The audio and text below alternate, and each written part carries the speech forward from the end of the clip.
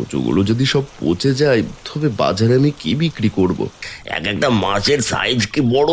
ওই চিংড়িগুলো কোনো সাধারণ মাছ নয়। কি সুন্দর রূপোলি আর লাল লাল চিংড়ি! কচু খেতে কত বড় চিংড়ির ঝাঁক!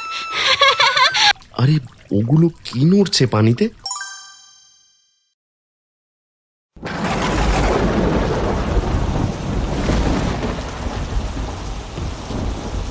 এই অঝোর ধারার বৃষ্টিতে তো আমার কচু ক্ষেত দেখি তলিয়ে গেল রে বউ।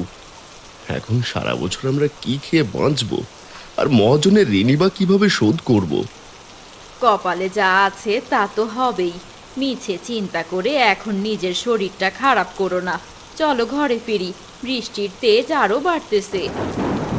বাবা, তুমি একদম চিন্তা করো না, মা তো ঠিকই বলেছে, একটা না একটা ব্যবস্থা হবে।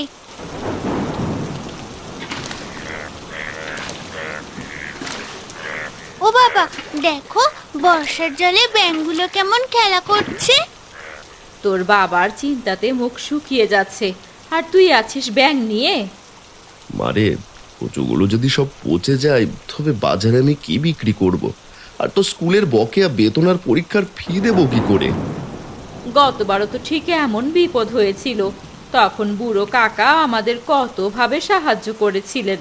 এবারও দেখবে কোনো না কোনো ব্যবস্থা হয়ে যাবে। এখন চলো তো। হ্যাঁ বাবা, বাড়ি চলো, বৃষ্টির দাপটে তুমি ভিজে যাচ্ছ।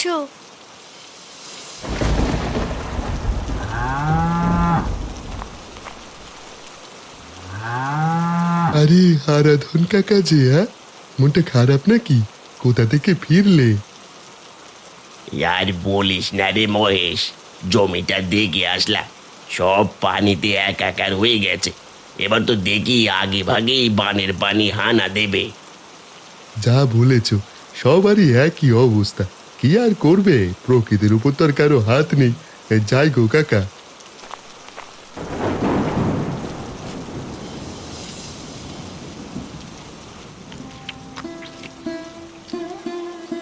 এত তাড়াহুড়া করে ভাত খাচ্ছ কেন? আবার কোথায় যাবে? মালতী, যাই কচু খেতে আরেকবার গিয়ে দেখে আসি পানি কতটুকু উঠলো। সকালে না একবার বৃষ্টিতে ভিজে দেখে এলাম, এখন আবার কচু ক্ষেতের চিন্তা কি তোমার মাথা থেকে যাবে না গো? তোমরা কি আর বুঝবে, সব আয় রোজগারই তো ওইখান থেকেই আসে। তিনিমা, তুই খা, আমি ক্ষেত থেকে একটু ঘুরে আসি। যাও বাবা, দেখো বানের পানিতে মাছ থাকলে আমার জন্য ধরে নিয়ে এসো কিন্তু। তোর কবে যে বোঝ হবে বুঝি না। এটা বলে হারান তার কচু ক্ষেতের দিকে যেতে লাগলো। গিয়ে দেখে প্রায় সবগুলো কচু গাছ অর্ধেক ডুবে আছে পানিতে। একটা উঁচু ডিভায় দাঁড়িয়ে হারান চিন্তা করতে লাগলো, এই কি কপাল আমার, মাঠের একটা কচু গাছও তো আস্ত নেই, চারিদিকে শুধু থই থই পানি আর পানা। আমার সব স্বপ্ন যে ডুবে গেল।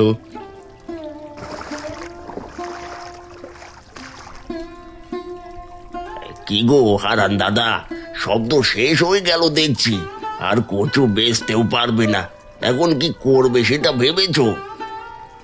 ভাইরে, এটাই চিন্তা করছি, আমাদের মতো গরিব মানুষ এখন চলবো কিভাবে? এ সময় কচুগুলো পরিপক্ক হবার কথা, আর এখন প্রায় সব পানির নিচে। বিপদ তো তোমার নিজের অলসতার ফল। সময় থাকতে যদি ক্ষেতের আল শক্ত করতে আর উঁচু রাখতে, তবে কি আর এমন হতো? আরে ওগুলো কি নড়ছে পানিতে? রুপোলি আর লাল রঙের কি যেন ঝিলিক দিচ্ছে। কচু পাতার নিচে ওগুলো কিসের ঝাঁক? মাছ নাকি রে গদাই? ওরে বাবা হারান্দা, এ তো দেখছি বিশাল বড় সব বড় বড় বাগদা চিংড়ির ঝাঁক। এত মাছ তোমার খেতে কোত্থেকে এলো এই ভরা বর্ষার মধ্যে? তাই তো, আমার এই মিষ্টি পানির কচু খেতে এত নোনা পানির রূপালি চিংড়ির ঝাঁক কোথা থেকে এলো রে? এ তো বিশ্বাসই হচ্ছে না আমার নিজের চোখে। মাছগুলো যদি কোনো মতে আজ রাতে হাতাতে পারি, তবে তোমার কপাল খুলে যাবে। হারানকেই মাছের ভাগ আমি মোটেও দেব না, ভুলিয়ে এখান থেকে সরিয়ে দিই। আরে হারান্দা, ওরা ডিম পাড়তে এসেছে, কাল এসো, আজ ওদের বিরক্ত করা যাবে না। বলছিস চিংড়িগুলো বড় সাইজের, তাই না? আচ্ছা, ওরা থাকুক, আমি বরং কচুরি পানা দিয়ে ওই দিকটা বন্ধ করে দিয়ে যাই। বেশি দেরি করো না, আমি তবে যাই বিলের দিকে। হ্যাঁ, সোজা সরল হারানদাকে যা বলি তাই শোনে। তুমি বাদ দাও, কাল সব আমি নিয়ে যাব।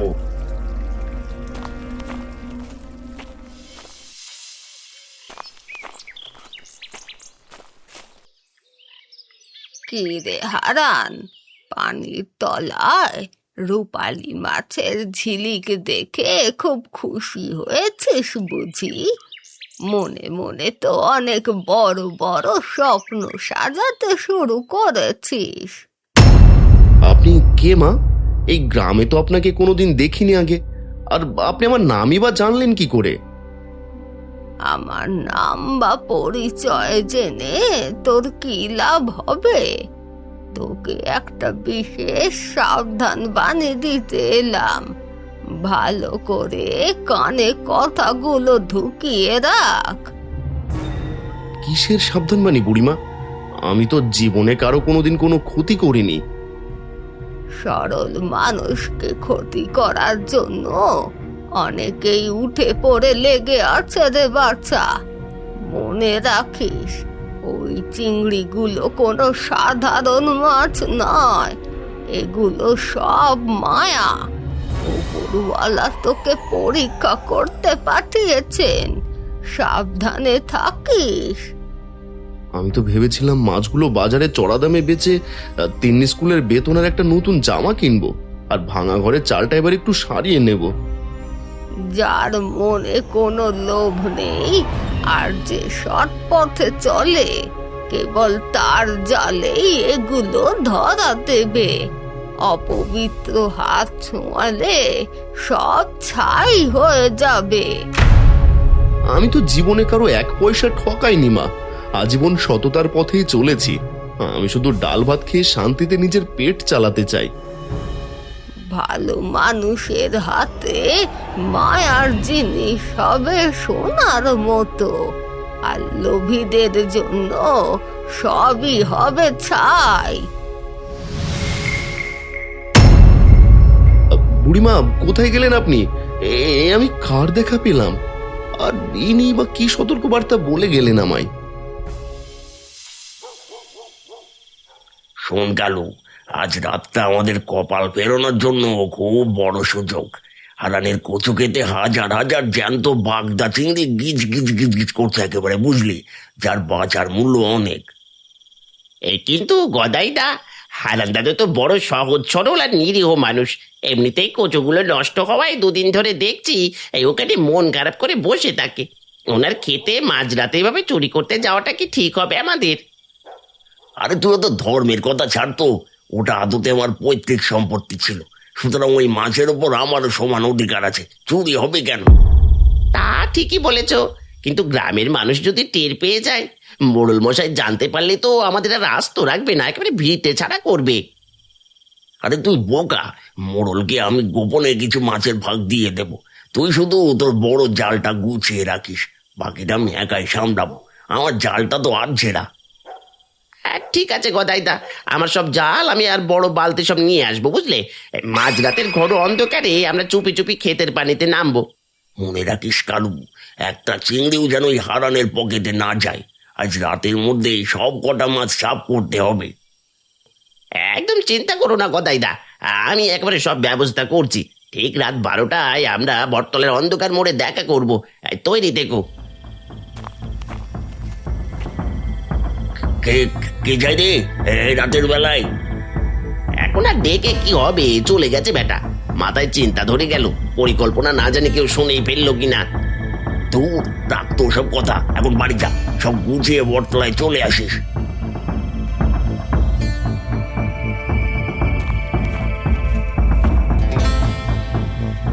তিন্নিমা, তোর বাপ কই রে? ঘরে একা একা কি করছিস? বাবা আর মা নগেন খুড়োদের বাড়ি গেছে জাল আনতে। আমাদের কচু খেতে নাকি চিংড়ির ঝাঁক এসেছে। তোর বাবা চাল আনতে গেছে, আর ওইদিকে চিংড়ি ধরার জন্য তোর কাকার বেটা কালু পরিকল্পনা করছে। মহেশ কাকু, আমি আজ বিকেলে গদাই কাকা আর কালুকে অনেকক্ষণ ফিস ফিস করে কথা বলতে দেখেছি। ওনাদের মতলব একদম ভালো ঠেকছে না। আমারও কেমন যেন খটকা লাগছে তিন্নি। ওনাদের হাব ভাব সুবিধার নয়। ওরা নিশ্চয়ই তোমাদের ক্ষেতের ওই রূপলি চিংড়িগুলো চুরি করার জঘন্য ফোন দিয়ে আসছে। বাবা এমনিতেই চিন্তায় আছে, এর মধ্যে নিজের ভাইকে নিয়ে এসব কথা বলা কি ঠিক হবে? এখন আমরা ছোট মানুষ হয়ে কি করতে পারি বলো তো মহেশ কাকু? তুই একদম চিন্তা করিস না তো তিন্নি, আমি তো সাথে আছি। আমরা ছাড়ারা তোদের ক্ষেতের আইলে লুকিয়ে পাহারা দেব।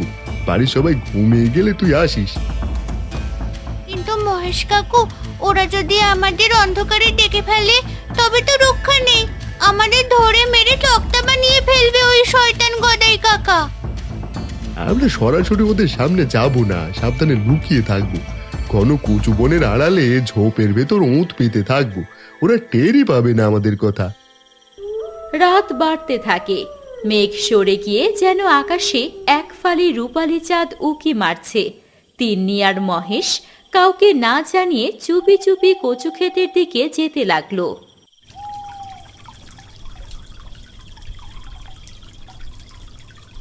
ওরে কালু, দেখেছিস এক একটা মাছের সাইজ কি বড়! জীবনে এমন রূপলি আর লাল বাগদা চিংড়ি আমি এই ছোট্ট গ্রামে দেখিনি রে। সত্যি তো গদাই দা, আমি তো অবাক হয়ে যাচ্ছি দেখে। এক একটা চিংড়ি যেন আস্ত এক একটা আধাত লম্বায় মূলোর মতো করে চকচক করছে। আরে হাঁ করে দাঁড়িয়ে দেখছিস কে? তাড়াতাড়ি কর কালু, হাতের গতি বাড়িয়ে জাল টান। বালতিগুলো সব জ্যান্ত মাছে ভরে ফেলতে হবে এখনই।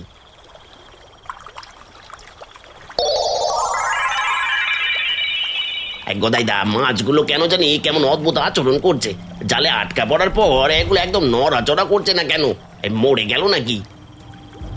আরে মরুক আর বাঁচুক, তাতে তোর অত ভেবে কাজ কে? ওগুলো বাজারে তুলতে পারলেই তো আমরা কাঁড়ি কাঁড়ি টাকা পাবো। তাড়াতাড়ি হাত চালা।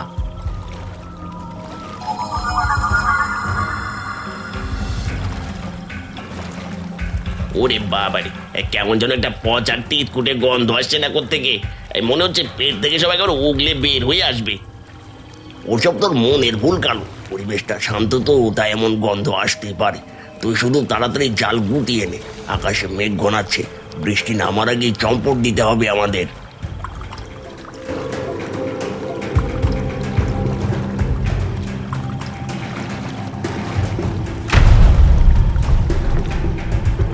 হয়েছে গদাই দা, জাল ভর্তি করে সব মাছ বালতিতে ভরা শেষ। চলো এবার বালতিগুলো বগল দাবা করে তাড়াতাড়ি অন্ধকার থাকতে থাকতে কেটে পড়ি এখান থেকে। ওরা তো সব মাছ নিয়ে চলে যাচ্ছে মহেশ কাকু, এখন কি হবে? বাবার ক্ষেতের মাছগুলো ওই চোরগুলো চোখের সামনে ডাকাতি করে নিয়ে যাচ্ছে। চুপ কর দিননি, একদম আওয়াজ করবি না কিন্তু। দেখ কি আজব কাণ্ড হচ্ছে। অনেকক্ষণ ধরে ঘাটের ওপর একটা বুড়ি দাঁড়িয়ে আছে, লক্ষ্য করেছিস? ওই মায়াবী বুড়িটা ঘাটের উপর দাঁড়িয়ে আছে কেন? কই মহেশ কাকু, আমি তো শুধু আবছা অন্ধকার ছাড়া আর কিছুই দেখতে পাচ্ছি না। কোথায় দাঁড়িয়ে আছে সেই রহস্যময়ী বুড়িমা যাকে তুমি দেখেছো? ওই যে দেখ, শ্যাওলা ভরা ঘাটের ওপর ধবধবে সাদা শাড়ি পরা এক বৃদ্ধা দাঁড়িয়ে আছে। ও মা, বুড়িটা তো আমাদের দিকে তাকিয়ে মায়াবী হাসি আসছে। কিন্তু কেন? আমার কেন জানি খুব ভয় লাগছে মহেশ কাকু। বাড়িতে ফিরে চলো। কাহিনী কিন্তু এখনো বাকি রয়ে গেল। হ্যাঁ, আর তুই যখন ভয় পাচ্ছিস, চল তবে বাড়ি যাই। গদাই আর কালু চিংড়িগুলো নিয়ে পানি থেকে ওঠার পর চিংড়ি ভর্তি বালতি থেকে এক নীল আভা বের হতে লাগে। আর আস্তে আস্তে চিংড়িগুলো পচা কচুরিপানায় পরিণত হয়ে গন্ধ ছড়াতে থাকে। তারা সেদিকে লক্ষ্য না করেই বাড়ি চলে যায়।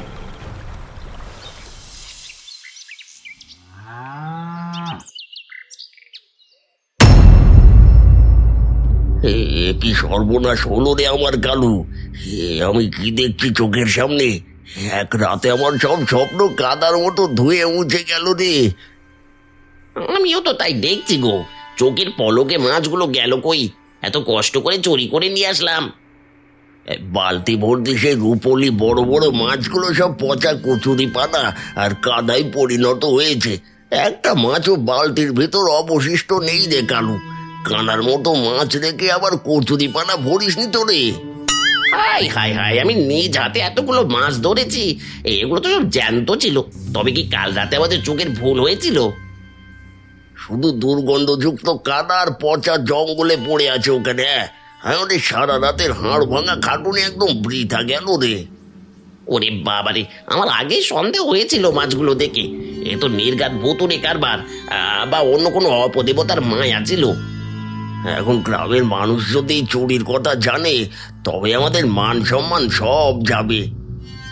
আমি আর এক মুহূর্ত তোমার সাথে এই পাপের ভাগিদার হতে চাই না।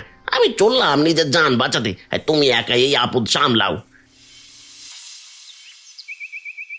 বাবা, জাল নিয়ে কোথায় যাচ্ছো? জানিস না বুঝি, কচু খেতে চিংড়ির ঝাঁক ধরতে রে। বাবা, একটা কথা বলতেই ভুলে গেছি। কাল রাতে চুপি চুপি আমি আর মহেশ কাকু সেখানে গিয়েছিলাম। কালুচোর আর গদাই কাকু সব চিংড়ির জাল ফেলে ধরে নিয়ে গেছে। এসব কি বলছিস মা? হায় হায়, ভাবলাম কচুগুলো নষ্ট হলেও সৃষ্টিকর্তা অন্য কোনোভাবে আমাদের সাহায্য করছেন। এটাও দেখছি চোরের পেটে গেল। মারে মারে, চল তো একবার আমার সাথে, চল তো দেখি। তোমার ভাইটা কখনো আর শুধরাবে না। বাকিটুকু নষ্ট হলো কালুচোরের সাথে থেকে থেকে। এখন গিয়ে মাছ পেলে হয়। কচু খেতে গিয়ে তিন্নি দেখে ঝাঁকে ঝাঁকে রূপালি আর লাল লাল চিংড়ি ঘুরে বেড়াচ্ছে। তিন্নি এটা দেখে অবাক চোখে তাকিয়ে থাকে। মানে তুই না বললি তোর গদাই কাকুরা মাছ চুরি করে নিয়ে গেছে? কই রে, এখন তো দেখছি মাছের ঝাঁক আরো বেড়েছে রে। তাই তো দেখছি গো বাবা, এ কি করে সম্ভব? মহেশ কাকু আর আমি যে কাল দেখলাম, সবই কি তবে মায়া ছিল? আর কথা বাড়াস না তো, পাতিলটা রাখ, আমি জলে নেমে ঝাঁকগুলোকে ধরে আনি।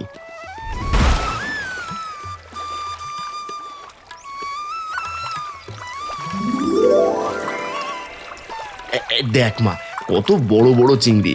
নতুন পানির চিংড়ি বলে কথা। ওই যে বাবা, দেখো চিংড়িগুলো কিভাবে লাফাচ্ছে। কচু খেতে কত বড় চিংড়ির ঝাঁক।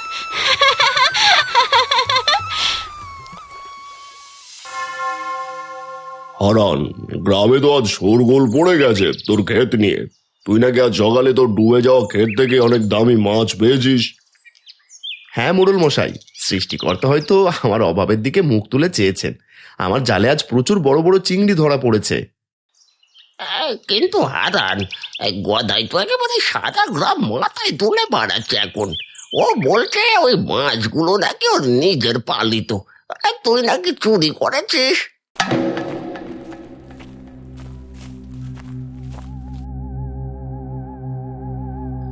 মোড়ল মশাই, বিচার করুন আপনি। হারান দাদ সকালে আমার ঘর থেকে আমার সব দামি মাছ চুরি করে নিজের খেতে নিয়ে গেছে। সেখান থেকে ধরার বাহানা করে গ্রামবাসীকে দেখিয়েছে। আপনি বলুন, ওই পচা খেতে চিংড়ির ঝাঁক আসবে কোথা থেকে? হ্যাঁ, এ কি অপবাদ দিচ্ছিস গদাই? আমি নিজের ক্ষেতের মাছ ধরেছি। আমি তো অন্যের মাছে কোনোদিন লোভ করিনি, আর চুরি করা তো দূরের কথা। ওর কচু খেতে কোনো মাছ ছিল না মোড়ল মশাই, সব ছিল আমার কেনা মাছ। কাল রাতে ওগুলো সব আমার বাড়িতে বালতি ভর্তি করে রাখা ছিল। এখনো কিছু মাছ আছে। যদি তাই হয় গদাই, তবে তোর সেই মাছের বালতিটা এখানে সবার সামনে নিয়ে আয়। আমরাও দেখি তোর বাগদা চিংড়িগুলো কত বড় বড় ছিল। নিজের কথায় নিজেই ফাঁসলাম। ওটা আসলে মোড়ল মশাই, ওটা এখন বাড়িতে নেই। কে যেন ওটা সরিয়ে ফেলেছে। আমি অনেক খুঁজেও আর পাচ্ছি না বালতিটা।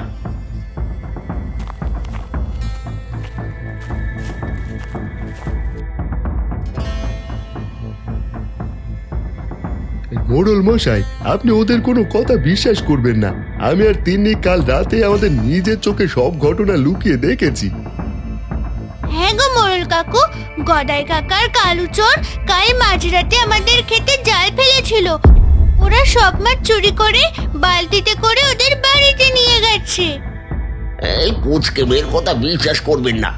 তোরা বড়দের সামনে মিথ্যে কথা বলছিস। হ্যাঁ, তোদের কে শিখিয়েছে এসব আষাঢ়ে গল্প বলতে? হারান্দা শিখিয়েছে, তাই না তোদের? আমাদের কথা যদি মিথ্যে হয়, তবে কালুচোর বিচার শুরুর আগে গ্রাম ছেড়ে পালালো কেন? তাকে ধরলে তো সব বেরিয়ে আসবে। ঠিক বলেছ মহেশ, সত্য কোনোদিন চাপা থাকে না। ওই গ্রামবাসী, কালু চোরকে যেখান থেকে পারো খুঁজে বের করে এখনই এখানে নিয়ে এসো।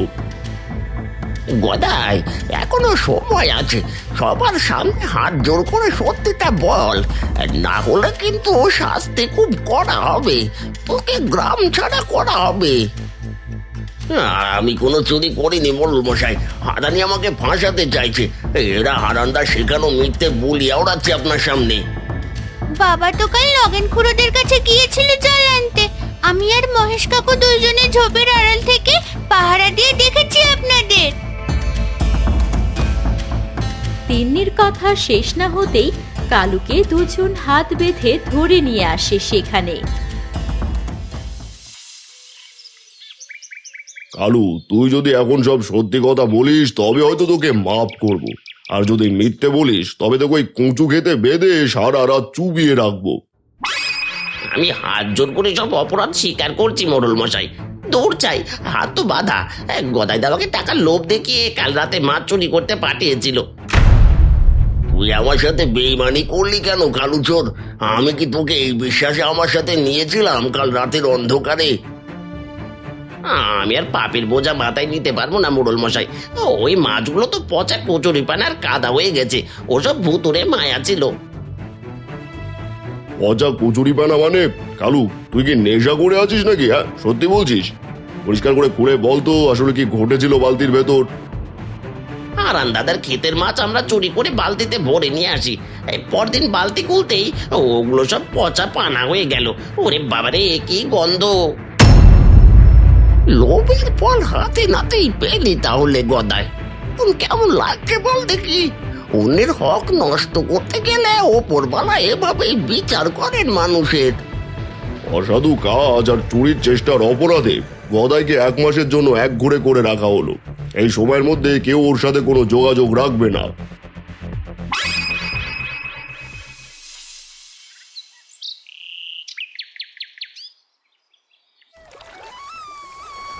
ওগো, দেখো তাকিয়ে, এ তো আরো চিংড়ি রয়ে গেছে। এখনো অনেক ঝাঁক ঘুরে বেড়াচ্ছে। ওগো, তুমি কিসের চিন্তা করছো?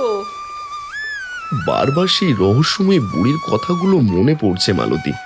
উনি ঠিকই বলেছিলেন, সৎ থাকলে এই মাছগুলো আমাদের ভাগ্য বদলে দেবে। আজ তাই হচ্ছে। জানি না উনিকে, তবে ওনার আশীর্বাদ আর তোমার আজীবনের সততার গুণেই আজ আমাদের ঘরে সুখ এলো। আমাদের তিন্নির মুখের দিকে তাকিয়েই হয়তো উনি সাহায্য করেছেন। আজ এই মাছগুলো বাজারে নিয়ে গেলে অনেকগুলো টাকা পাওয়া যাবে। আমাদের সংসারের অভাব এবার সত্যি সত্যি ঘুঁচে যাবে। খুশিতে বুকটা একেবারে ভরে উঠছে গো। বাবা, আমাদের তো অনেক টাকা হবে। এবার কিন্তু আমার জন্য সেই লাল রঙের রেশমি জামাটা আনতে ভুলো না। হারান দাদা, আমাকে কিছু চিংড়ি দিতে পারবে? তোমাদের বৌমা লাল দিয়ে চিংড়ি খেতে চেয়েছে গো। কি যে বলিস মহেশ, যাওয়ার সময় আমার বাড়ি থেকে নিয়ে যাস, কিছু ধরে রাখা আছে। আর একা খাস না, লাউ চিংড়ির ঝোল আমাদের জন্য পাঠিয়ে দিস।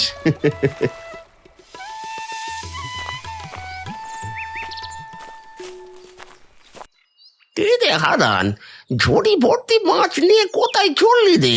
তোর মাছগুলো তো দূর থেকে দেখে জিভে একেবারে জল চলে আসছে। কি সুন্দর রূপ ওলে আর লাল লাল চিংড়ি। বুড়ো কাকা, আজ আমার আনন্দ আর মনে ধরছে না কোনোভাবেই। আমার কাছে সবই স্বপ্ন মনে হচ্ছে গো কাকা।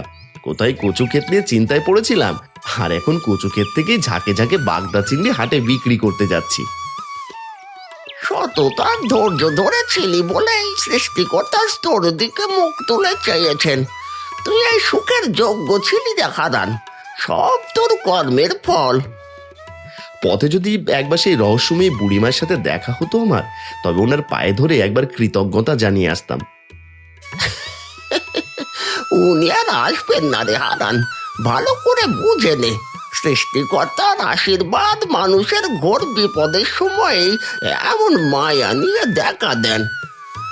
ঠিক বলেছেন কাকা, উনি আমাদের মতো গরিবের জন্য আশীর্বাদ হয়ে এসেছিলেন। আজ আমরা ওনার কারণে এই মাথা উঁচু করে সমাজে বাঁচতে পারছি। আচ্ছা চল, এখন কথা না বাড়িয়ে তাড়াতাড়ি শহরের বাজারের দিকে যা দেখি। বড় বড় বাবুরাই দামি মাছ কেনার জন্য তোর পথ চেয়ে বসে আছে।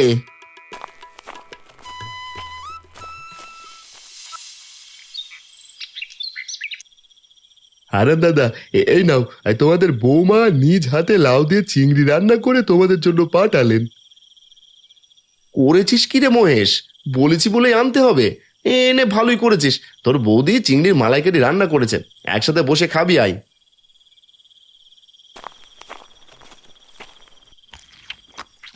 মহেশ রে, একদম লজ্জা করিস না, নিজের মনে করে পেট ভরে খা। মালতী কাকিমা তোর জন্যই স্পেশাল রেঁধেছে, কচু ক্ষেতের চিংড়ি বলে কথা। বৌদি, আপনার হাতের এই রান্নার স্বাদ অসাধারণ। আমি এর আগে আমার জীবনে কখনো এমন রাজকীয় খাবার খাইনি। গন্ধে একেবারে পেট ভরে যাচ্ছে।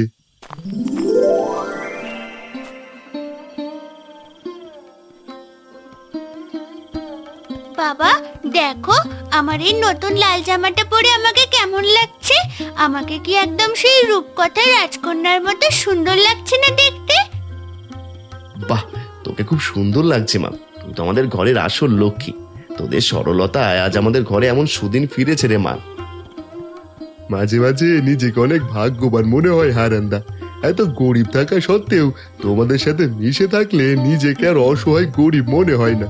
কি সুখী পরিবার তোমরা। তোরাও অনেক ভালো রে মহেশ। আর ভালো মানুষ সব সময় গরিবই থাকে, কিন্তু কখনো অসুখী থাকে না রে। বাবা, গদাই কাকার জন্য মাঝে মাঝে আমার একটু খারাপও লাগছে এখন। উনি হয়তো আজ রাতে একলা ঘরে না খেয়ে মুখ ভার করে বসে আছেন। ওর একটু বড় শিক্ষার খুব দরকার ছিল মা। মন খারাপ করিস না, সৎ পথে চললে ওপরওয়ালা তাকেও একদিন সাহায্য করবেন।